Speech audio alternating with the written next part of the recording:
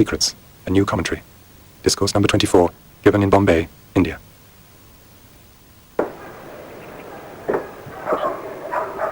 Is it that there are only two alternatives before man?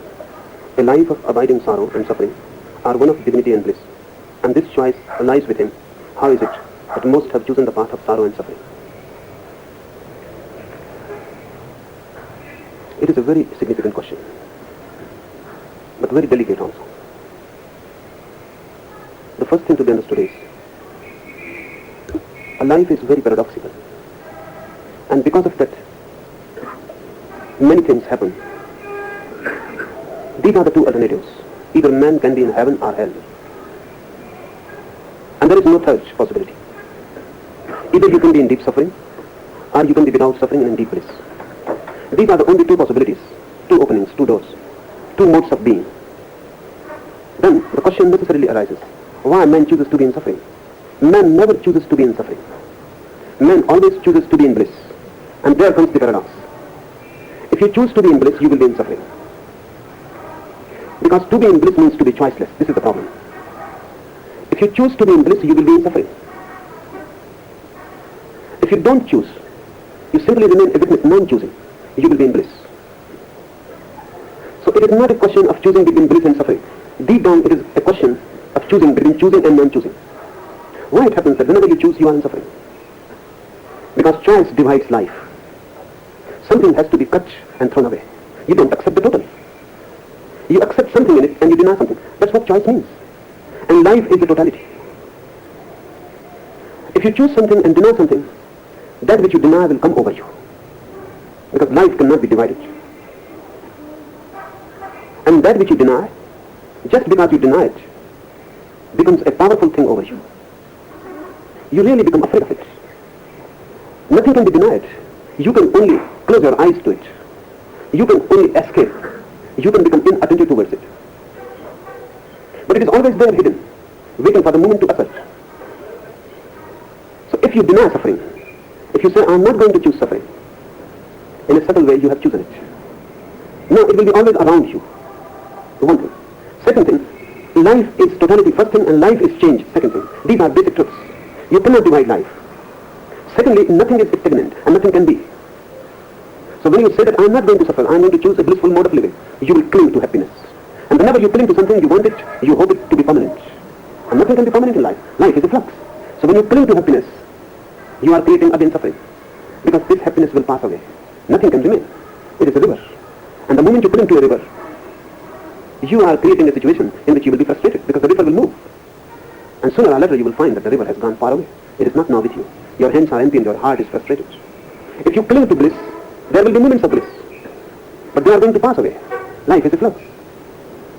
Nothing can be permanent here, except you. Except you, nothing is eternal here. And you cling to a changing thing, and when it is gone, you will suffer.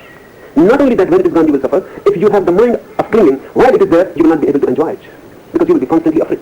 It is going to be lost. If you cling, you will miss the opportunity also. Later on, you will suffer. And right now, you will not enjoy. Because the fear is just around the corner. Sooner or later, it is to go. The guest has come to your house, and you know he is a guest. And tomorrow morning, he will leave. You will start suffering for the future. Tomorrow morning, he will leave. And that pain, that suffering, that anguish has come upon you right now. You cannot be happy while the guest is in your home. While the guest is with you, you cannot be happy because you are already in anxiety and anguish. Tomorrow morning, he leaves. So while he is there, you will not be happy, and when he is gone, you will be unhappy. This is what is happening. The first thing, life cannot be divided. If you divide, only then you can choose. And that which you choose is flux-like. Sooner or later it will be gone. And that which you have denied, which fall over you, you cannot escape it. You cannot say, I will live only in the days and I will escape the nights. You cannot say, I will live only with the ingoing breath and I will not allow the outgoing breath. Life is a rhythm of opposites. The breath comes in and goes out. Between these two opposites, ingoing and outgoing, you exist. Suffering is there, happiness is there. Happiness is lying in, just like incoming breath. Suffering is just lying outgoing breath. Our day and night, the rhythm of opposites. You cannot say, I will live only if I am happy. When I am not happy, I will not live. You can take this attitude, but this attitude will make you more suffer. No one chooses suffering, remember. You ask why man has chosen to suffer. No one has chosen to suffer. You have chosen not to suffer. You have chosen to be happy. And you have chosen hard. You are doing everything how to be happy. And that's why you are in suffering. You are not happy. So what is to be done? Remember that life is total. You cannot choose. The whole life has to be lived. There will be moments of happiness and there will be moments of suffering. And both have to be lived. You cannot choose. Because life is both. Otherwise the rhythm will be lost. And without rhythm there will be no life. It is just like music. You hear some music. There are notes, sounds. And after each sound there is silence. A gap. Because of that gap, interval of silence and the sound, both the opposite, sound and silence, music is created. If you say, I will choose only sounds and I am not to take the gaps, there will be no music. It will be a monotonous thing. It will be dead. Those gaps give life to sound. This is the beauty of life, that through opposites it edges. Sound and silence, sound and silence. That creates music, the rhythm. The same is with life. Suffering and happiness are two opposites. You cannot choose. If you choose, you have become a victim. You will suffer. If you become aware of this totality of the opposites and the way how life functions, you don't choose. First thing. And when you don't choose, there is no need to cling. There is no meaning to cling. When suffering comes, you enjoy the suffering. And when happiness comes, you enjoy the happiness. When the guest is at home, you enjoy him. And when he has gone, you enjoy the suffering, the absence, the pain. I say enjoy both. This is the path of wisdom. Enjoy both, don't choose. Whatsoever falls upon you, accept it. It is your fate. It is how life is. And nothing can be done about it. If you take this attitude, there is no choosing. You have become choiceless. And when you are choiceless, you will become aware of yourself. Because now you are not worried about what happens. So you are not outgoing. You are not worried about what is happening around you. Whatsoever happens, you will enjoy it. You will live it. You will go through it. You will experience it. And you will gain something out of it, because every experience is an extension of consciousness. If really there is no suffering, you will be poor for it. Because suffering gives you depth. A man who has not suffered will always remain on the surface. Suffering gives you depth. Really, if there is no suffering, you will be saltless. You will be nothing. Just a boring phenomenon. Suffering gives you tone. A keenness, a quality comes to you, which only suffering can give, no happiness can give. A man who has remained always in happiness, in comfort, has not suffered, will not have any tone. He will be just a lump of being. There cannot be any depth. Really, there cannot be any heart. The heart is created through suffering, through pain. You evolve. If a man has only suffered, and he has not known any happiness, then too, he will not be rich. Because richness comes through opposites. The more you move in opposites, the higher, the deeper you evolve. A man who has simply suffered will become a slave. Who has not known any moments of happiness will not be really alive. He will become an animal. He will just exist anyhow. There will be no poetry, no song in the heart, no hope in the eyes. He will settle down to his pessimistic existence. There will be no struggle, no adventure. He will not move. He will be simply a stagnant pool of consciousness. And a stagnant pool of consciousness is not conscious. By and by he will become unconscious. That's why if there is too much pain, you fall unconscious. So just happiness will not be of much help. There will be no challenge. Just pain will not be of much growth. Because there will be nothing to struggle, to hope, to dream. There will be no fantasy. Both are needed. And life exists between both as a very delicate tension, a subtle tension. If you understand this, then you don't choose. Then you know how life functions, how life is. This is the way. This is the way of life. It moves through happiness, it moves through suffering, and gives you tone, and gives you meaning, and gives you depth. So both are good. I say both are good. I don't say choose between the two. I say both are good, don't choose. Rather, enjoy both. Rather, allow both to happen. Be open, without any resistance. Don't cling to one and don't resist the other. Let no resistance be your motto. I will not resist life. Whatsoever life gives to me, I will be ready to take it, available. And I will enjoy it. The nights are also good and beautiful. And suffering has a beauty of its own. No happiness can have that beauty. Darkness has its own beauty. They have its own beauty. There is no comparison and there is no choice. Both have their own dimensions to work. The moment this consciousness arises in you, you will not choose. You will be just a witness. And you will enjoy. This choicelessness will become bliss. This choicelessness will become bliss. Bliss is not contrary to suffering. Bliss is a quality which you can bring to anything whatsoever, even to suffering. A Buddha cannot suffer. That doesn't mean that suffering doesn't happen to him. Remember, suffering happens as much to Buddha as it happens to you. But he cannot suffer because he knows the art to enjoy it. He cannot suffer because he remains blissful. Even in suffering, he remains festive, meditative, alive, enjoying, open, non-resistant. Suffering happens to him, but he is not touched. Suffering comes and goes, just like breath coming in and going. He remains himself. The suffering cannot push him aside. The suffering cannot push him off his feet. Nothing can push him. Neither suffering nor happiness. You act just like a pendulum. Everything pushes you. Everything. You cannot be really even happy, because happiness will also kill you. You get so involved in it. I remember, once it happened, a poor schoolmaster, very poor, old, retired, won a lottery. The wife was afraid. And she thought, this is going to be too much for the old man. 5 lakhs of rupees is too much for him. Even a 5 rupee note gives him so much happiness. So 5 lakhs of rupees, they may kill him. So she ran to the church, there's a nearby church, and went to the priest and said that this has happened. And the old man is out and he will be just coming. This is his time to be back. So do something, 5 lakhs of rupees, just the news will kill him. The priest said, don't be afraid, I know human mind and the way how it functions. I know the psychology, I will come. So the priest came to the house. The moment they reached, the old man had come. So the priest started. He said, suppose, if you win a lottery of 5 lakhs of rupees, what you will do? The old man's thought wandered over it and he said, I will give half of the money to the church. The priest fell dead. It was too much. Even happiness will kill you. Because you get so involved. You cannot remain out of anything. Suffering or happiness, whatsoever comes to your door. You get so much involved in it, you are just pushed off your feet. You are no more there. Just a breeze comes in the house and you are no more there. What I am saying, if you don't choose, if you remain alert and aware that this is how life is, days and nights, they come and go, suffering and happiness, you just witness. There is no clinging, no hankering for happiness, no escape from suffering. You remain in yourself centered, rooted. This is what bliss is. So remember, bliss is not something opposite to suffering, and don't think when you will be blissful, there will be no suffering. Nonsense. Suffering is part of life. It ceases only when you are not. When you completely disappear from the body, suffering ceases. When there is no birth, suffering ceases. But when you are lost in the totality, then you are no more. Just a drop has fallen into the ocean and is no more. While you are, suffering will continue. It is part of life. But you can become aware. When suffering happens somewhere around you, but it never happens to you. But then happiness also never happens to you.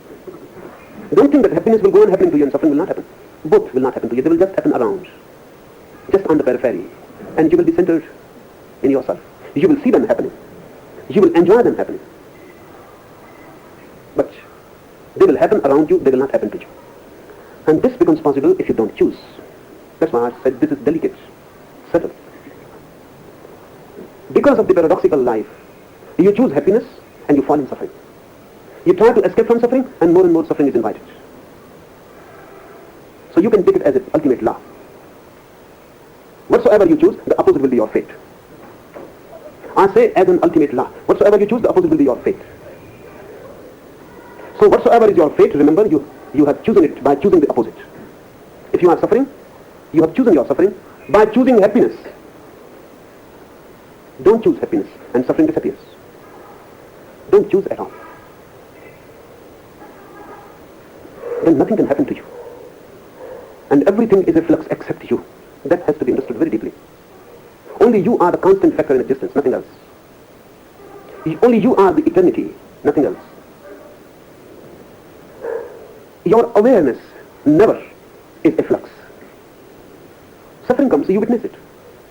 When happiness comes, you witness it. Then nothing comes, you witness it. Only one thing remains constant, witnessing. And witnessing is you. You were a child. Or if you move even more backwards, once you were just an atomic cell. You cannot even imagine.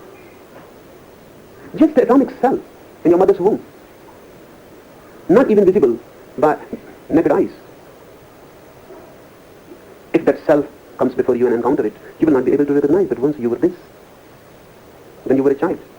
Then you became young. Then now you are old, or lying on your deathbed. Many things happen. Whole life has been a flux. Nothing remained the same for even 2 moments. Heraclitus says you cannot step twice in the same river. And this he says, for the river of life, you cannot have 2 similar moments. The moment that has gone cannot be repeated. It has gone forever. You cannot have it again. The same cannot exist.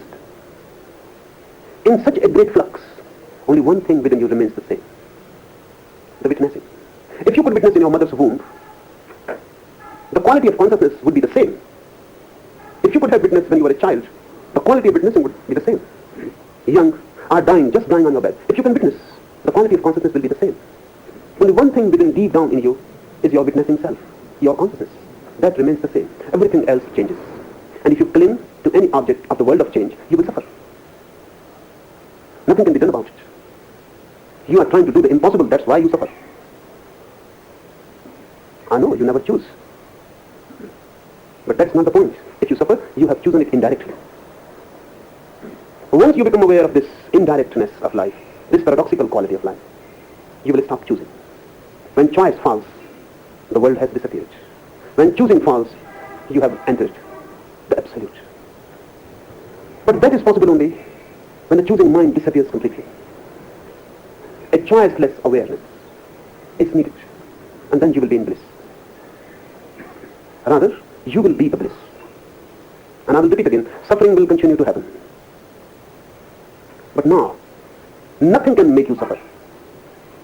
Even if you are thrown into the hell, suddenly, just by your presence there, for you, it will no more be a hell. Someone has asked Socrates that where would you like to go? So Socrates says, if there is hell and heaven, I don't know, he says, whether they are not. But I will not choose between them. My only prayer will be this: allow me to be alert wherever I am. Let me be fully aware wherever I am. Whether it is hell or heaven, that is irrelevant. Because if you are fully alert, hell disappears. Hell is your being not aware. If you are fully aware, heaven appears. Heaven is your being fully aware. So really, there is no geographical place as hell or heaven. And don't go on thinking in childish terms that someday you will die and God will send you to heaven or hell according to your doings whatsoever you have done on the earth. No. You carry your hell and heaven within you. So wherever you move, you carry your hell or heaven with you. Even God cannot do anything. If suddenly you meet him, he will look like a hell. You carry your hell within you. You project it wherever you are. You will suffer. The encounter will be just death-like. Intolerable. You may become unconscious. You carry. Whatsoever happens to you, you carry within you. The seed of consciousness is the seed of whole existence. So remember, if you suffer, you have chosen it consciously, unconsciously, directly, indirectly. You have chosen it. It is your choice. And you are responsible. No one else is responsible. But in our mind, in our confused mind, everything is upside down. If you suffer, you think you suffer because of others. You suffer because of you. No one can make you suffer. That is impossible. And even if someone makes you suffer, it is your choice to be in suffering through him. You have chosen him. And you have chosen a particular type of suffering through him. No one can make you suffer. It is your choice. But you always go on thinking that if the other changes, or if the other is doing something else, I will not suffer. I have heard Mullah Nasruddin was filling a report because he had collided, his car had collided with a car parked. So he was filling a report. Many things were asked. When he came to the point where it was asked what the operator of the other vehicle could have done to avoid the accident, so he felt it, he should have parked the car somewhere else. The car was parked. He should have parked it somewhere else. Because of him, the accident has happened. And this is what you are doing. Always the other is responsible. He must have done something or other, and there would have been no suffering. No, the other is not responsible at all. You are responsible. And unless you take this responsibility consciously upon you, you will not change. The change will become possible, easily possible, the moment you realize that you are responsible for it. If you have suffered, it was your choice. This is what the law of karma is. Nothing else. Wholly you are responsible. Whatsoever happens, suffering or happiness or hell or heaven, whatsoever happens, ultimately you are totally responsible. This is what the law of karma is. Total responsibility is with you. But don't be afraid, don't be scared by it. Because if the total responsibility is with you, then suddenly a door of freedom opens. Because if you are the cause of your suffering, you can change. If others are the cause, then you cannot change. Then how can you change unless the whole world changes? You will suffer. And there seems to be no way to change others. Then suffering cannot end. But we are so pessimistic that even such beautiful doctrines as law of karma, we interpret them in such a way that they don't free and liberate us. Rather on the contrary, they make us more burdened. In India, the law of karma has been known for at least 5,000 years, or even more. But what we have done, not that we have taken responsibility on ourselves, we have thrown all responsibility on the law of karma. that it is happening because of law of karma and we cannot do anything. Nothing can be done. Because of the past lives, this life is such. The law of karma was to free you. It was giving you total freedom about yourself. No one else can make any suffering for you. This was the message. If you are suffering, you have created it. You are the master of your fate. And immediately if you want to change it, you can change it. And the life will be different.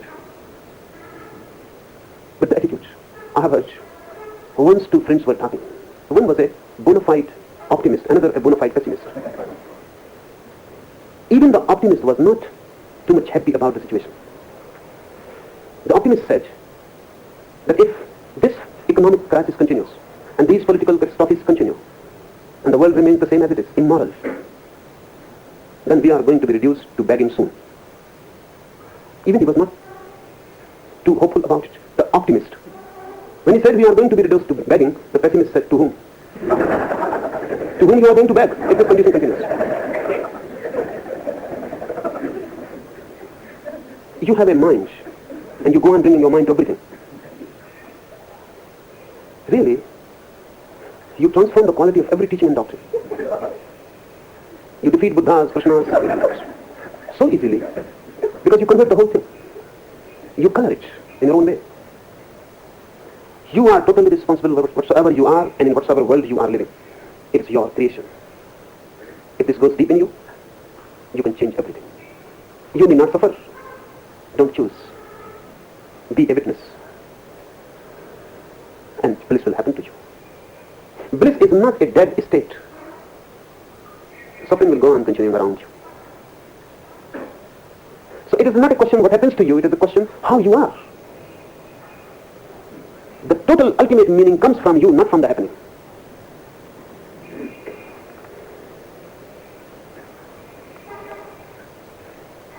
Second question. Last night you talked about boredom. How can we hope for an enlightened society when in order to maintain society most people must perform boring, monotonous and repetitive tasks? Again, nothing is boring. Nothing is repetitive and monotonous. You are. And you bring your quality to everything that you do. No act is boring in itself. And no act can be non-boring in itself.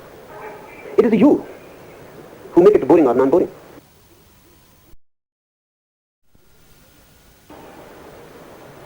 And the same act can be a boredom to you